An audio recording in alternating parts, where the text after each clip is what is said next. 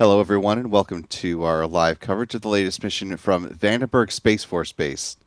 I'm Will Robinson Smith, reporter with Spaceflight now. Good to be with you here on this, technically just into Sunday, now here for us on the East Coast, but still very much Saturday night on the West Coast. We are broadcasting, as we always do, from the Spaceflight Now News Bureau here at NASA's Kennedy Space Center. Hope you're all having a wonderful start to the weekend.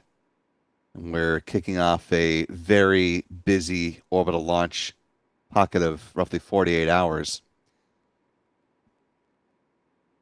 Started with a successful flight from Rocket Lab down in New Zealand with the Raise and Shine mission. Continuing on in California with the Starlink 15-12 flight, the Falcon 9 now fueling. Liftoff is set for 9:49 p.m. Pacific, 12:49 a.m. Eastern, 05:49 UTC for all joining around the world. We'll continue on the orbital launch train tomorrow evening with the launch from here in Florida of Starlink 6-82. And then, weather permitting, we'll look at the launch of an Atlas V rocket that will fly what ULA calls the Amazon Leo 4 mission by Amazon's naming. This will be the Leo Atlas 4 or LAO 4 mission. So to be the fourth batch of formerly Project Kuiper satellites delivered to space, now Amazon Leo, to fly on an Atlas V rocket. Of course, there were also 3 launches earlier this year of, at the time, Project Kuiper satellites on Falcon 9 rockets. So once that mission is complete, Amazon will have 180 of its broadband internet satellites in low Earth orbit. For now, though, we're looking at the flight of 27 more of SpaceX's broadband internet satellites. Of course, talking their Starlink constellation. Given this is a West Coast venture, our photographers have this mission off.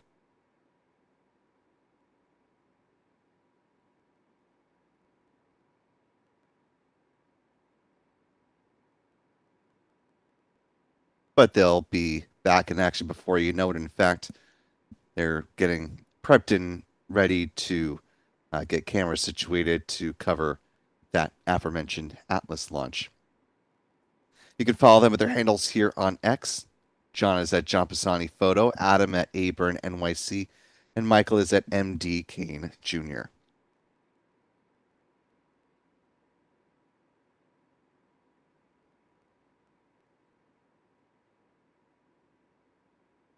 Also, be sure to follow Spaceflight Now simply at Spaceflight Now. You can find us on Threads, Blue Sky, and Facebook for those of you who are not on X.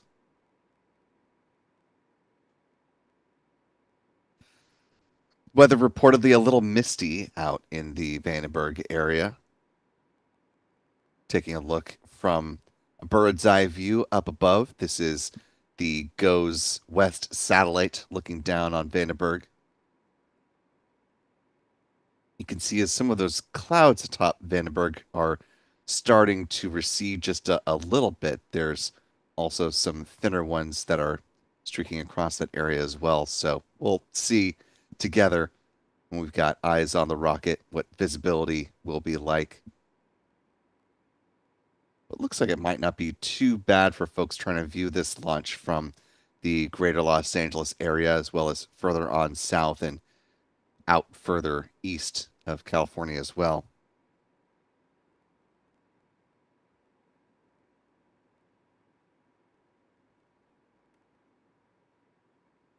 In fact, in the live chat, let us know where you're watching from, whether you're there in California or further flung as we are. We're currently T-minus 24 minutes and some change. Want to thank the more than 1,300 of you who are watching along with us live. Our Spaceflight Now editor, Stephen Young, is running the technical operations of the broadcast tonight.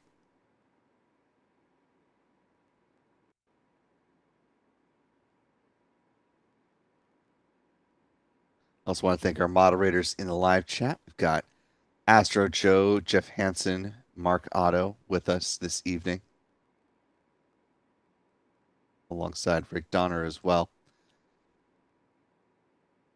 If you do see any other mods pop on in throughout the course of the coverage, be sure to give them a big old Spaceflight Now hello.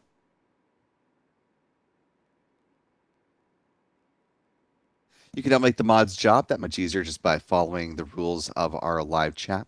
We ask that you post your message in English so that the mods can respond as appropriate. Also, that you hold off from delving into overt politics or religion and don't use all caps when you type your message. Emojis are perfectly fine. We just ask that you don't create a huge block of them so it takes up a large chunk of the chat space. And last but certainly not least, we ask that you treat each other with the kindness and respect that you yourself would like to be treated, and we'll all get along swimmingly.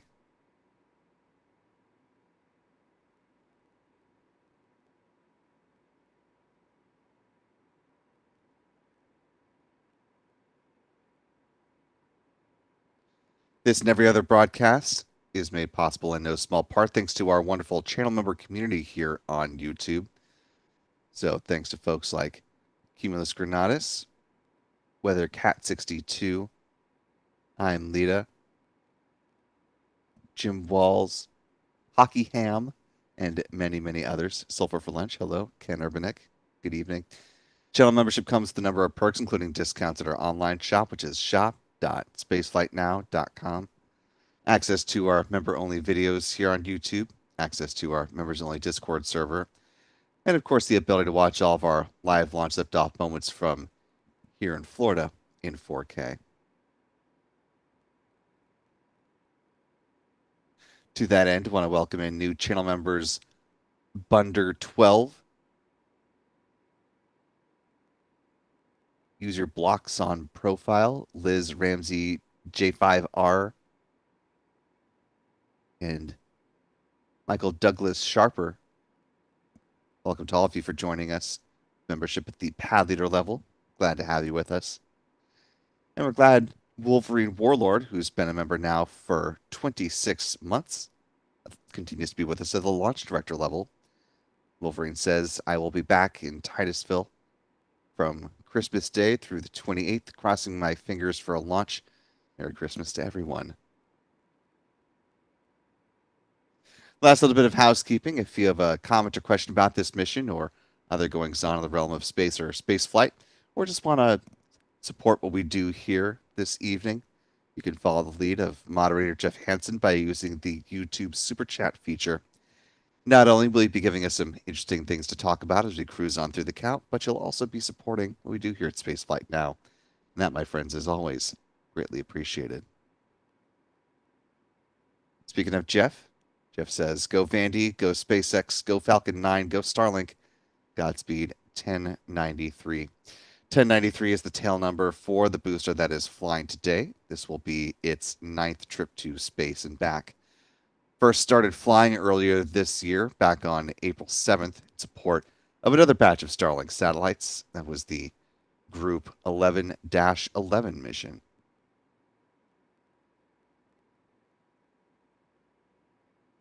We've got just 20 minutes on the clock remaining. Let's go ahead and talk about what is still ahead for SpaceX, bringing up our countdown timeline here. We'll go ahead and quickly jog through the milestones SpaceX has already completed. They, of course, gave the go-ahead for the start of prop load, which began at T-minus 35 minutes, with the loading of RP-1, a rocket-grade kerosene on board the booster and upper stage, and liquid oxygen that began to flow on board the rocket's first stage as well. 30 minutes out is when SpaceX started to load cryogenic helium into the pressure vessels on the Falcon 9's first stage, and did the same on the second stage a few minutes after that. The helium is important because it's used to pressurize the main propellant tanks during flight. Just a few minutes ago, second stage RP-1 loading wrapped up. And at T-minus 20 minutes and 50 seconds was when the strong back chill down process began. This is when SpaceX thermally conditions the feed lines there at the pad prior to loading liquid oxygen on board the rocket's upper stage, which will happen now in less than 3 minutes at T minus 16 minutes. Fast forward to T minus 7 minutes is when the chill down of the 9 Merlin engines at the base of the Falcon 9 rocket begins. SpaceX will flow a small amount of liquid oxygen through the plumbing and turbo pumps, helping to protect those engines from the risk of thermal shock and damage during startup. 6 minutes before takeoff, the first stage kerosene tank is full. At T minus 4.5 minutes, we'll see the retraction of the strong back. First, the clamp arms just beneath the payload fairings will open up, and then the transporter erector, otherwise referred to as the strong back, that will recline away from the Falcon 9 rocket about 13 degrees and stay in that position up to and through liftoff. 3 minutes before flight, the first stage liquid oxygen tank should be full. Same will be true on the second stage about a minute after that, at which point the Falcon 9 rocket is fully loaded with 1 million pounds of propellant. In the final 60 seconds, as we hear the call that the Falcon 9 has entered into its automated startup, control of the countdown is handed over from the ground sequencer to the Falcon 9's onboard flight computers, and the propellant tanks will be brought up to flight pressure. The SpaceX launch director will issue their confirmation that they're go for launch at T minus 45 seconds. The engine ignition command will be issued at T minus 3 seconds. And if all 9 Merlin engines are healthy and ignite as expected, the command will be given for the hold down clamps to release the Falcon 9 rocket for a T0 departure at the time you see here on your screen. 9:49 p.m. Pacific, 12:49 a.m. Eastern, 05:49 UTC for our friends around the world.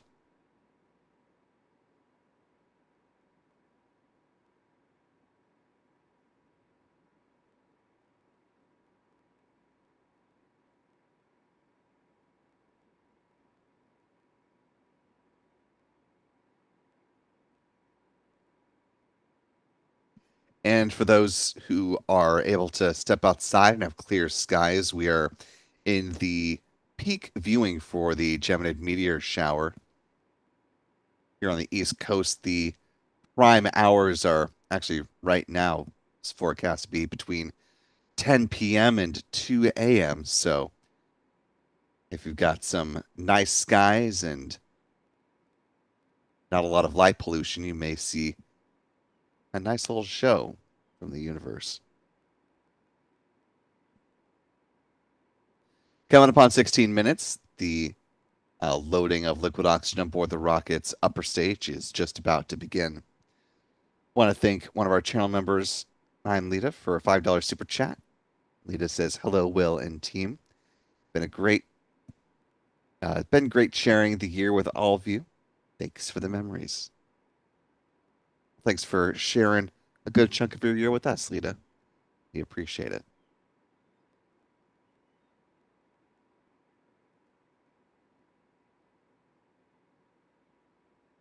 Yes, it has been a banner year for orbital spaceflight in 2025. We've already seen a total of more than 300 orbital launch attempts around the world, and we're creeping up on 300 successful launches in total.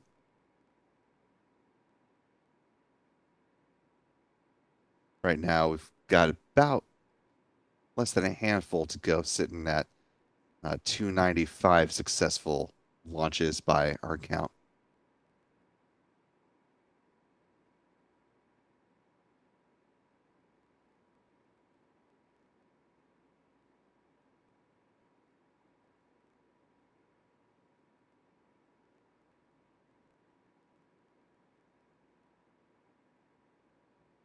And this coming week may be a quite consequential one as far as orbital space flight. Potentially on December 17th, China may be launching their Long March 12A rocket on its inaugural flight. This is their launch vehicle that is designed to have a reusable first stage booster. And so they may succeed where the JQ-3 from land space fell short as far as being able to successfully land that first stage. We'll have to wait and see, but reusability is catching on around the world, and so there's going to be far more boosters to track in the years to come. Certainly in 2026, I would imagine.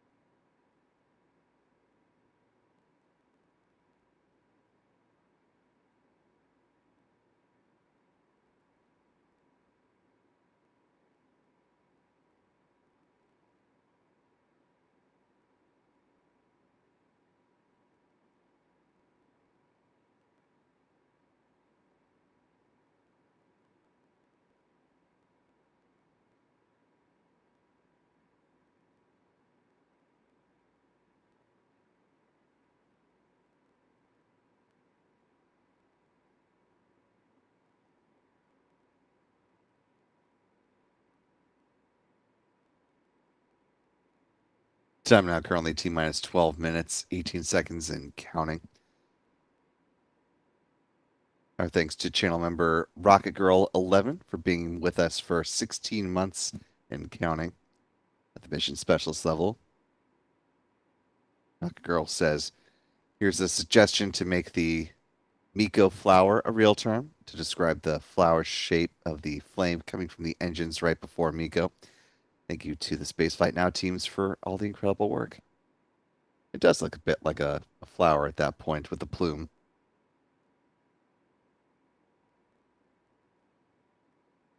Speaking of Miko, let's go ahead and talk about the flight path of the Falcon 9 rocket on its way to Miko and beyond. After lifting off from Space Launch Complex 4 East there at Vandenberg Space Force Base, the Falcon 9 rocket will be flying on a southeasterly trajectory, hugging the California and Mexico coastlines. Following Miko and stage separation, the first stage booster B-1093 will target a landing on the drone ship called, of course, I Still Love You, positioned in the Pacific Ocean. Set to land about 8.5 minutes after liftoff. Successful booster recovery would be the 170th for this particular vessel and the 550th for SpaceX to date. The company will also attempt to recover the payload fairings, which will splash down in the Pacific Ocean waters a little bit further downrange from where the booster lands on the drone ship. Once down in the water, they'll be brought aboard a SpaceX recovery vessel like the one here on your screen, brought through the port of Long Beach, offloaded, and off to SpaceX facilities where they will be refurbished and turned around for future missions.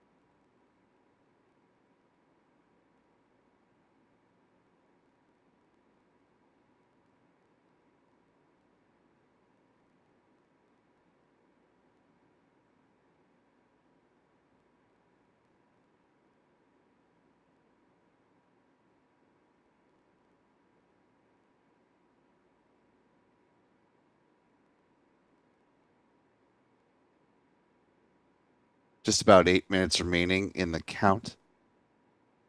About 1 minute from now is when SpaceX will start the engine chill on the 9 Merlin 1D engines that will power the Falcon 9's first stage.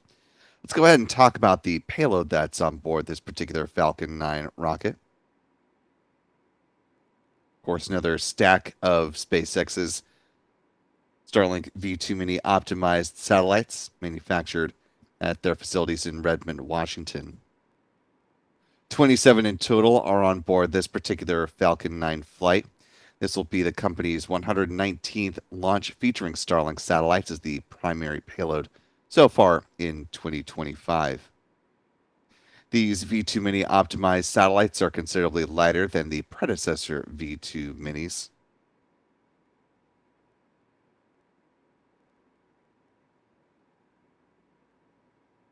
With their solar panels unfurled, they have a wingspan of about 100 feet or 30 meters. They use argon Hall effect thrusters for in-orbit maneuvering. Taking a look within the Redmond, Washington satellite manufacturing facilities. These particular satellites flying tonight will be deployed at an altitude of about 168 miles or 270 kilometers at a 70-degree inclination.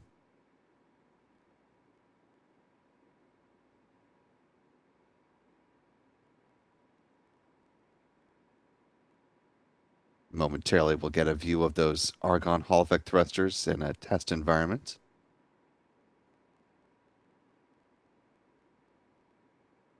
There we go.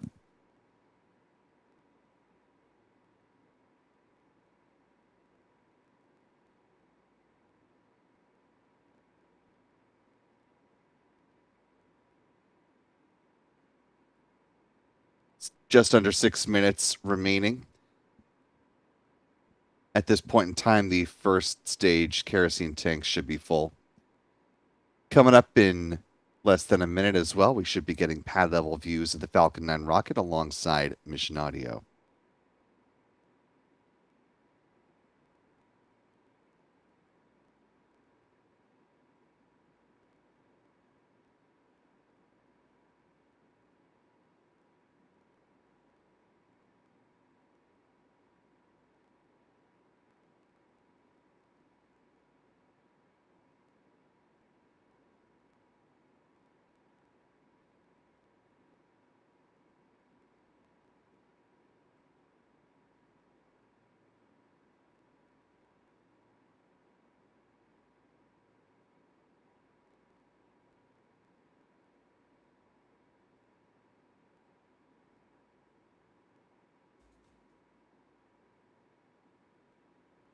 Falcon 9 tanks are pressing for strong back retract.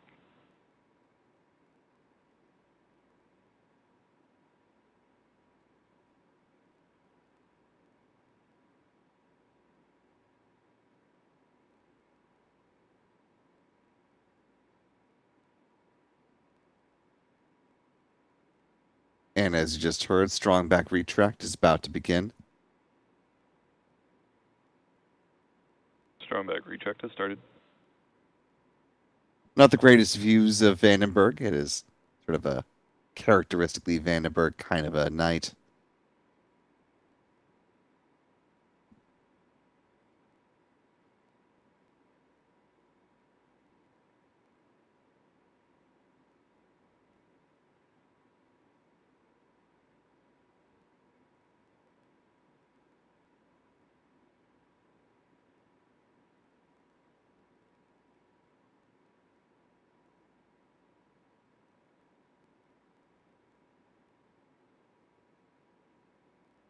Just barely make out the outline of the Falcon 9 rocket. You can see a little bit of the landing legs that jut out just slightly from near the base of the booster.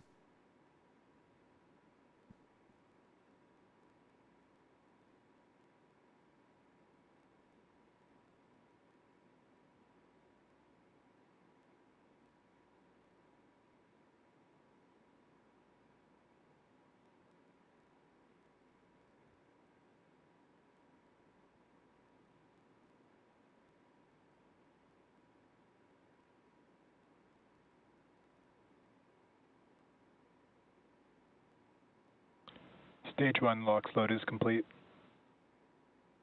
Good call regarding liquid oxygen on the rocket's first stage. We should hear a similar call regarding second stage LOX load at around T-minus 2 minutes.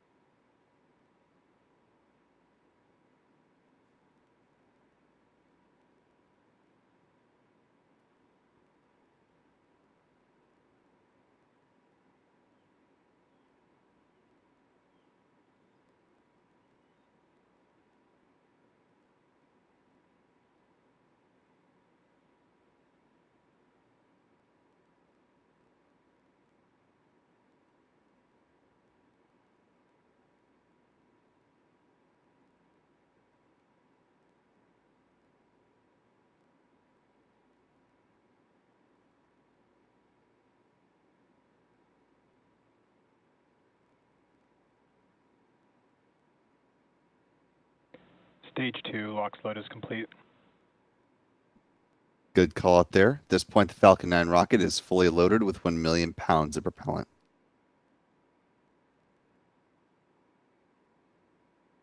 Ground gas closeouts. Not that you can really make it out, but those ground gas closeouts refers to the release of liquid oxygen from the feed lines there at the pad.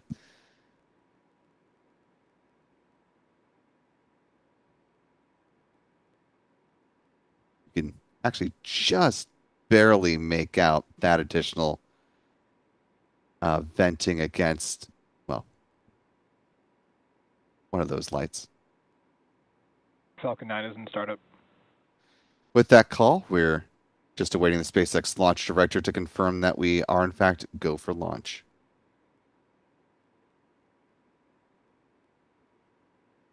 The launch director is go for launch. And with that confirmation, we're going to go ahead and step back on our commentary, listen along with you, and join you on the other side of liftoff. T-minus 30 seconds.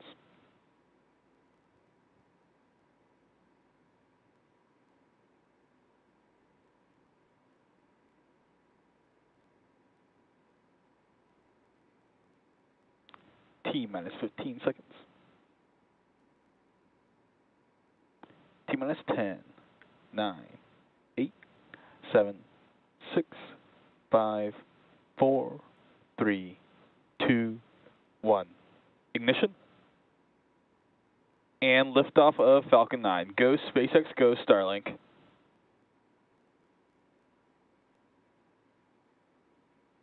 Falcon 9 is pitching downrange. Chamber pressures are nominal.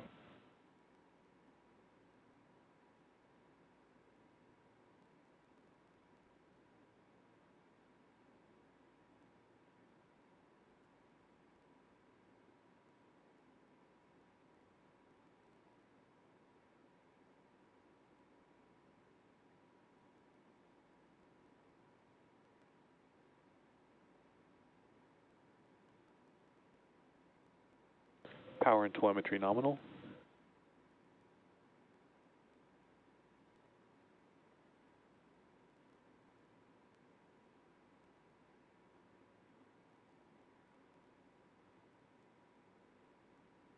Falcon 9 is supersonic.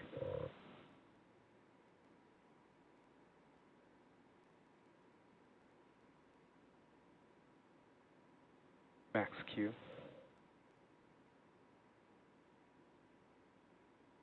Falcon 9 rocket now throttling back up on its engines after passing through max Q, the point of greatest aerodynamic pressure on the vehicle.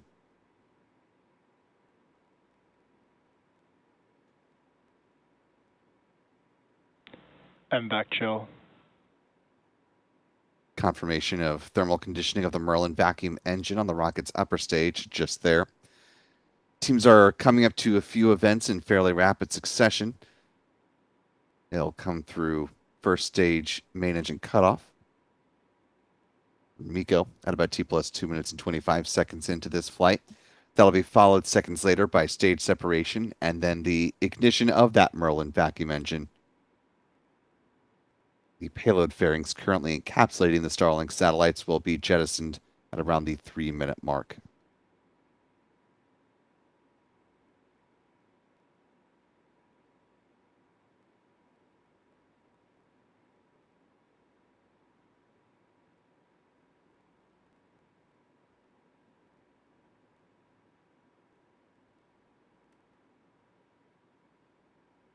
Miko. Stage separation confirmed.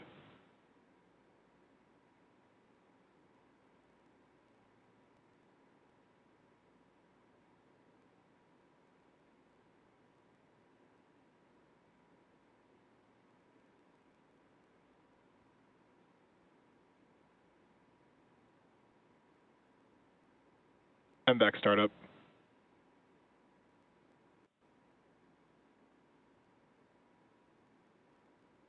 Bearing separation confirmed.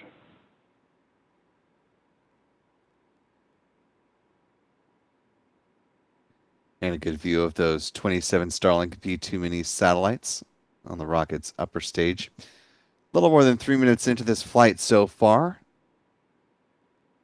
Everything appears to be going nominally for SpaceX this evening.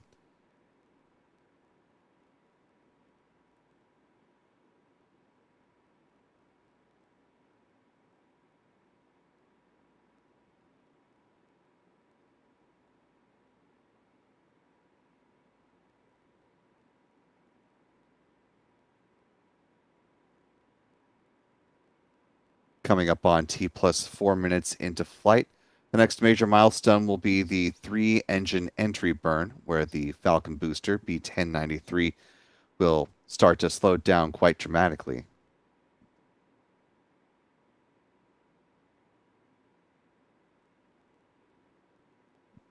As we're awaiting that milestone, I want to thank channel member Michael McRory for gifting 5 Spaceflight Now memberships.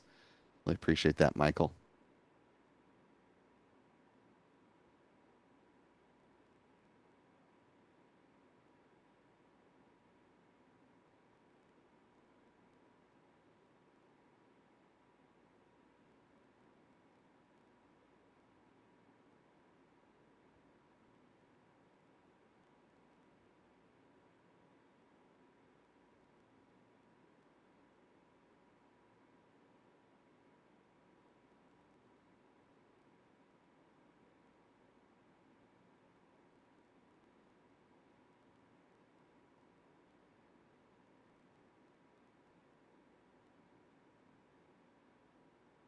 Five minutes into flight. Sounds like it was kind of a mixed bag for launch viewing here. Lita says, pretty from Antelope Valley. No one was able to see it in Hawthorne, but Blues Boy couldn't see anything from La Mesa, California from the ground. Sounds like Arizona was a bit of a bust as well.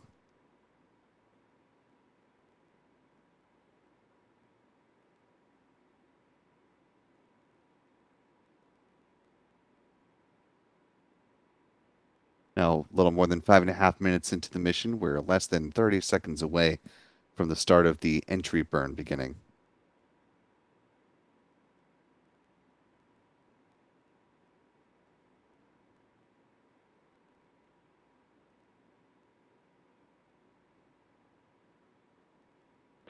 Stage 1 FTS has safed. Stage 1 entry burn startup.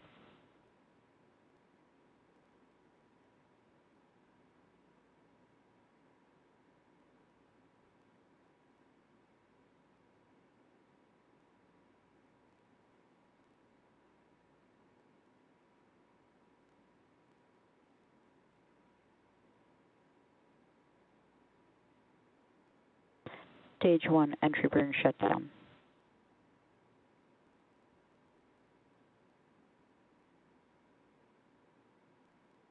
And with the conclusion of the entry burn, coming up next will be the single engine landing burn, which will take the booster all the way down to the planned landing on the drone ship. Of course, I still love you.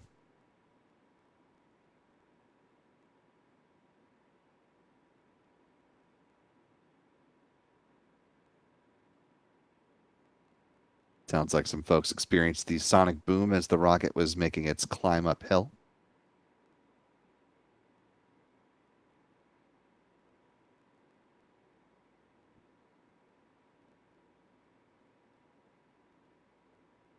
Landing burn now roughly 30 seconds away from now. Stage 1 Stage two. transonic. Stage 2 FTS has safed. Booster traveling below the speed of sound, and the upper stage's flight termination system has been safed.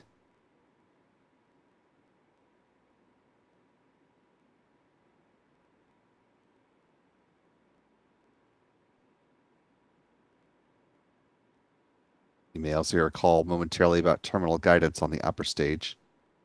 It just means its current burn is about to end. Stage 1 landing burn.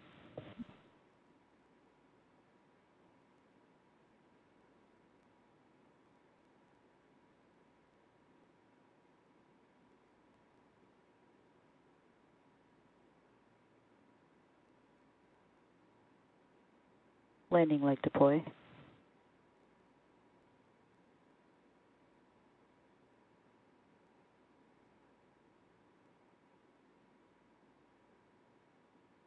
Stage 1 landing confirmed. And a good touchdown at B1093, marking SpaceX's 550th successful booster landing to date. MVAC shutdown.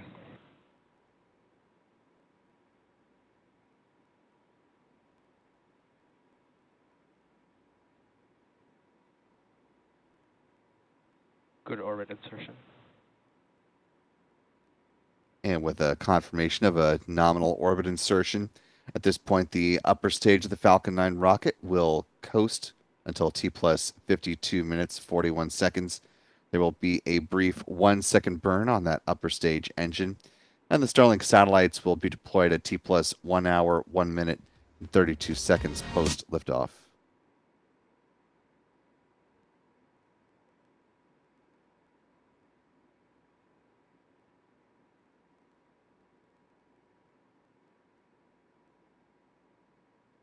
Turning next to our mission stats as they currently stand, I want to briefly thank one of our channel members, Tobe Wobe Music, for being a member with us now for 16 months at the pad leader level.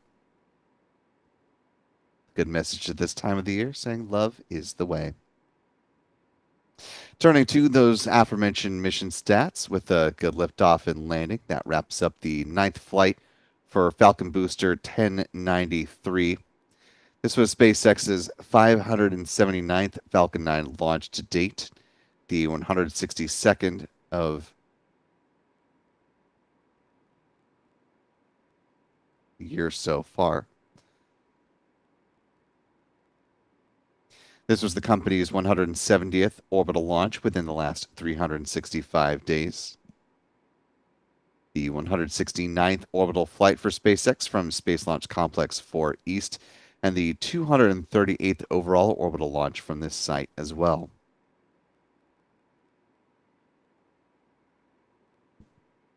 Let's look at the bar chart for launches this year compared to years past. Moving right along to some recovery stats. This was the 170th good landing on the drone ship, Of Course I Still Love You. Marked SpaceX's 451st drone ship landing, and the 550th Falcon booster landing, the 551st overall landing of a first stage booster.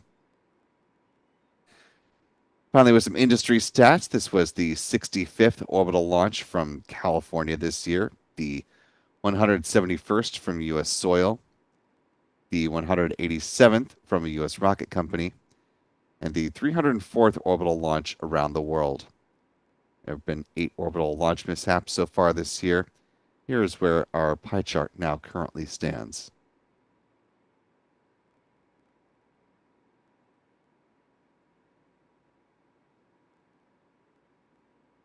And with that, we're going to go ahead and wind things down with our coverage of the Starlink 15-12 mission. SpaceX will confirm when they have successfully deployed their Starlink satellites if all continues to go well with this mission. Again, deployment set to happen about 50-ish minutes from now.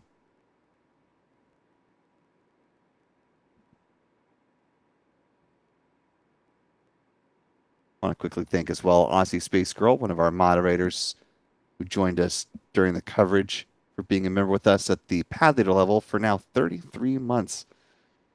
Stephanie says, thank you, Will, and the rest of the Spaceflight Now team for all your hard work.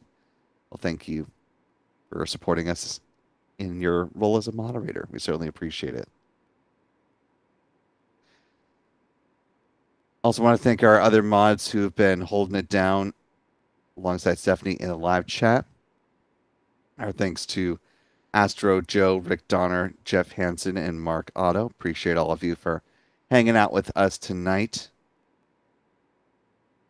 Thanks as well to our Spaceflight Now editor, Stephen Young, who's been running the technical operations of our broadcast. As a reminder, you can always head over to our website anytime, day or night, spaceflightnow.com, to check out our launch schedule tab. Coming up next here in Florida tomorrow evening, we've got the launch of the Starlink 6-82 mission, the flight of 29 more Starlink V2 mini satellites. And that'll be followed by, if the weather holds, the launch of an Atlas V rocket from Slick 41, followed by another Falcon 9 rocket launch, currently set for Monday morning as well, as Starlink 6-99, with a launch window that opens up at 8:11 a.m. Eastern.